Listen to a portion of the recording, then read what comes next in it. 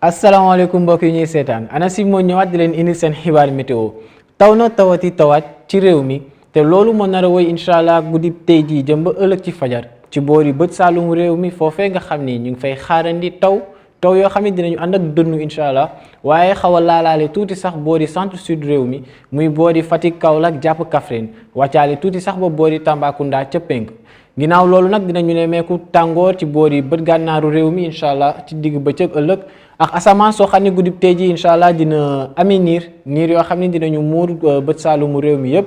ci guddib tey ji jëm ba ëllëg ci fajar incha allah ànd ak léeg-léeg ay niir yoo xam ne dinañu doxantu si ci digg réew mi bu dul loolu dinañu gis ni ngelaw yi dinañu jugee ci biir géej nar a dugg si ci biir réew mi surtout ci boori bët gànnaar jàpp sax ba boori ndakaaru ci soo bi bu ñuy xool prévision guddib tey ji incha allah asamaan soo xam ni dina joxe taw ci bët saalumu réew mi dañu nar a am laalaale boori Tambacounda Bakel ñoo sax ba boori Kaffrine jàpp tamit Sine Saalum bi taw yoo xam ne dinañ ko fa nemmeeku ci guddib tey ji incha allah jëm ba ëllëg ci fajar ak niir yoo xam ne dinañu muur asamaan si ci boori Ndakaaru Thiès ak Mbuur mën faa joxe tamit taw yoo xam ni mën nañ doon ay taw yu néew ci ginnaaw loolu tamit dinañu am asamaan soo xam ni dina xaw a muuru ci boori penk réew mi ak Matam mi nga xam ni dina am 26 degré ci guddib tey ji waaye dinañ nemmeeku encore ñaari fukki degré ak juróom fële ca Bakel ci digg réew mi tamit ñaari fukki degré ak juróom yooyu danañ ko fekkaat ca Thiès fekk ko ca Louga waaye tamit Mbuur dina am lu tolloog ñaari fukki degré ak juróom ci guddib tey ji jëm ba ëllëg ci fajar ñaari fukki degré ak ñeent ci boori bët saalum réew mi ci diggante Sédhiou ak Kolda jàpp ñaari fukki degré ak juróom benn comme ni nga koy gisee ca Ziguinchor waaye tamit ca Kédougou bu ñu xoolee nag boori Linguère la ñu am température bi nga xam ni mooy gën a néew incha allah nar a toll ci ñaari fukki degré ak ñett ñuy am température yi gën a kawe ci diggante Fatick ak Diourbel toll ci ñaari fukki degré ak juróom-ñett ëllëg incha allah tàngoor gi dina desandi ci digg réew mi comme ni ngeen koy gisee Diourbel Linguère ak Kaffrine dinañu am ku ci nekk ñeent fukki degré ak benn muy température yoo xam ni xaw nañoo kawe waaye new ñi gën a kawe ndax Podor dina am ñeent fukki degré ak ñaar dinañu am sax ñeent fukki degré ak ñett fële ca Matam muy température bi gën a kawe ëllëg incha allah ci digg bëccëg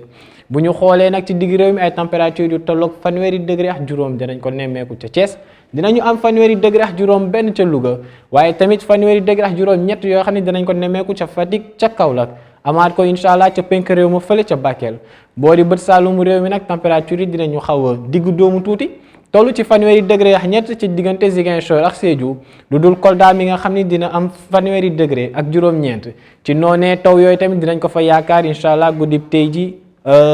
ngoonu ëllëg incha allah ngeen baal ma jëm ba boori guddi ci diggante Sédhiou jàpp Kolda ba Kédougou te boori Ziguinchor nag incha allah foofu la ñu yaakaar taw yoo xam ni dinañu ànd ak dënnu ëllëg ci diggu bëccëg bu dul loolu tamit boori Sine Saalum jàpp Kaffrine asamaan si dina xaw a xiin ci boori ngoon jàpp guddi ñu mën faa am tamit ay wis-wisal yoo xam ne dinañ ko ci nemmeeku